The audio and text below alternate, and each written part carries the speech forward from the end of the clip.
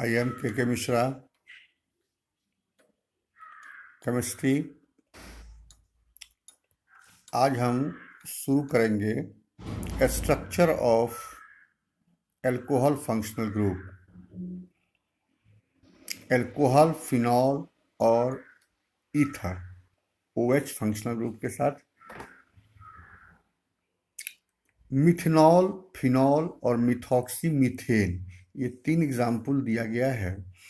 इसमें OH, O जो है मिथेनॉल में कार्बन और हाइड्रोजन से सिंगल बॉन्ड द्वारा जुड़ा है। फिनॉल में भी ऑक्सीजन कार्बन और हाइड्रोजन से सिंगल बॉन्ड से जुड़ा है। ईथर में भी ऑक्सीजन कार्बन कार्बन से सिंगल बॉन्ड से जुड़ा है। लेकिन स्ट्रक्चर को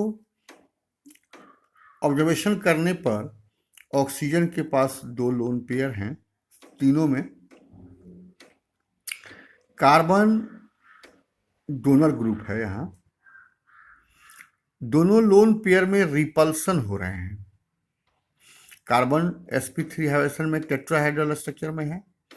बॉन्ड एंगल इसका ऑक्सीजन का भी वही है। तो टेट्राहेड्रल का बॉन्ड एंगल 109 डिग्री 28 मिनट होना है।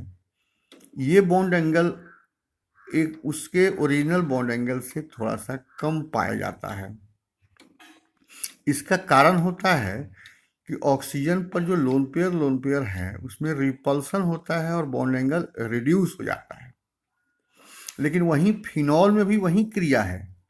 एल्कोहल में इलेक्ट्रॉन डोनेटिंग ग्रुप लगा हुआ है। ऑक्सीजन पर इलेक्ट्रॉन डेंसिटी बढ़ने के कारण रिपल्सन मोर हो जाता है। लेकिन फिनॉल में sp2 हाइब्रिडेशन के कारण इलेक्ट्रॉन विड्रॉइंग ग्रुप लगा हुआ है। ऑक्सीजन पर इलेक्ट्रॉन डेंसिटी कम होने के कारण लोन पेयर रिपल्सन कम हो जाते हैं और इसी कारण से इसके bond angle original bond angle के लगभग बराबर हो जाता है। लेकिन ईथर के केस में 2 बल्की एल्काइल ग्रुप लगे हुए हैं। उन बल्की एल्काइल ग्रुप में भी रिपल्सन इंटरेक्शन होता है और इसी रिपल्सन इंटरेक्शन के कारण इनके बॉन्ड एंगल थोड़ा सा टेट्राहेड्रल बॉन्ड एंगल से इंक्रीज कर जाता है। दूसरी तरफ चलें तो कार्बन ऑक्सीजन का जो बॉन्ड लेंथ है वह एल्कोहल और ईथर में लगभग बराबर होता है। लेकिन फिनॉल में वह बॉन्ड लेंथ छोटा हो जाता है, जिसके कारण बॉन्ड एनर्जी अधिक हो जाता है, वो टूट नहीं पाता है। फलतः कार्बन कटायन नहीं बन पाते हैं और न्यूक्लियोफिलिक अटैक कठिन हो जाता है।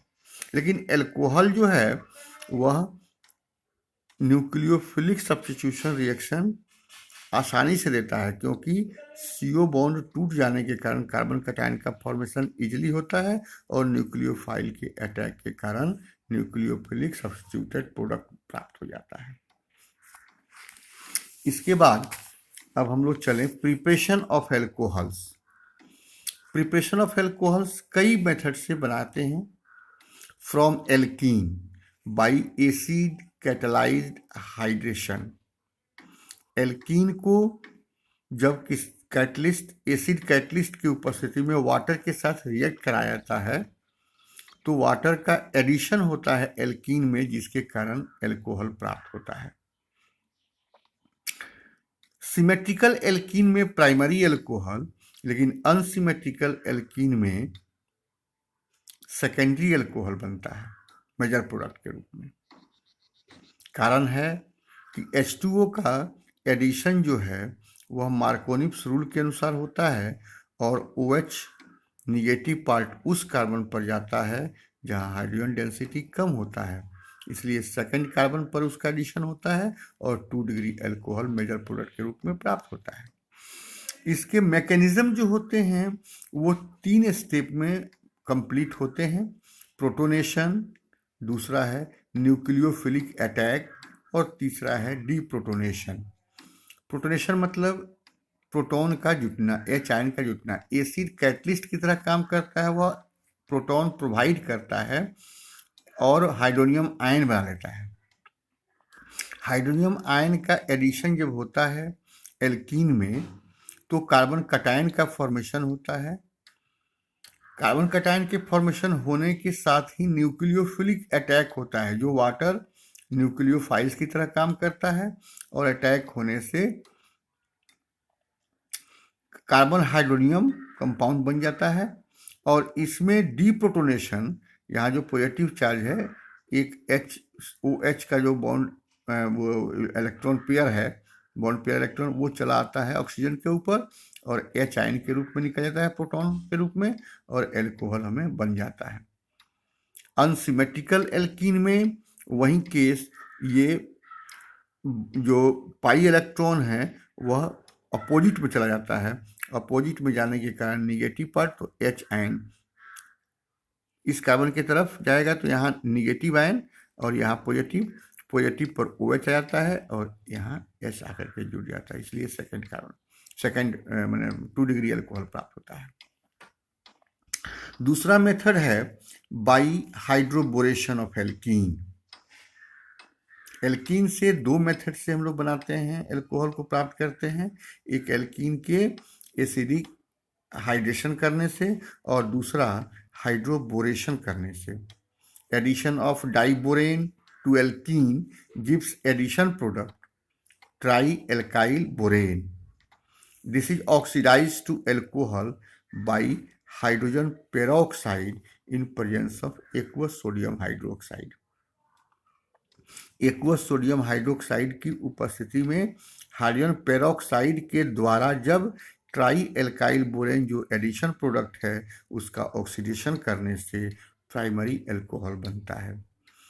इस मेथड ये जो है वो एक्सीलेंट यील्ड प्राइमरी एल्कोहल के लिए देता है। डाइबोरेन का एडिशन एंटी मार्कोनिस रूल की तरह होता है, लेकिन एंटी मार्कोनिस तो पेरोक्साइड की उपस्थिति में संभव होता है, लेकिन बिना पेरोक्साइड की उपस्थिति में यह एंटी मार्कोनिस की तरह फॉलो करता है, अर्थात reverse of मार्कोनिस rule.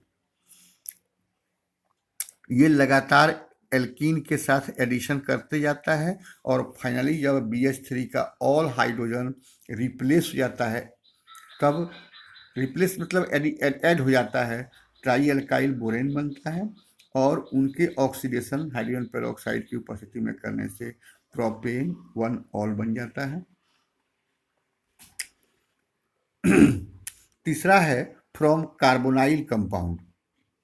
Carbonyl compound में एल्डिहाइड कीटोन आते हैं।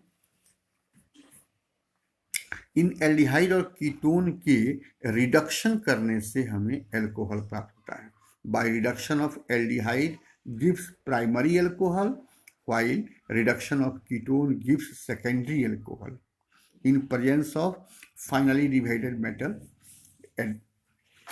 एल्डिहाइड का जो रिडक्शन होते हैं वो finally divided metal like nickel, platinum की उपस्थिति में पाई जाती है, लेकिन वहीं कीटोन का जो रिडक्शन होता है वह strong reducing agent like lithium aluminium hydride, sodium borohydride की उपस्थिति में कराई जाती है।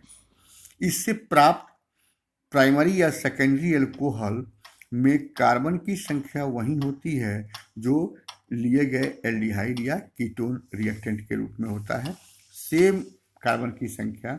मतलब कि methanol gives methanol, ethanol gives ethanol, propanol gives propane 1 all, but propanone gives propane 2 all. Number of carbon same, but position of OH group either 1 or 2, primary or secondary।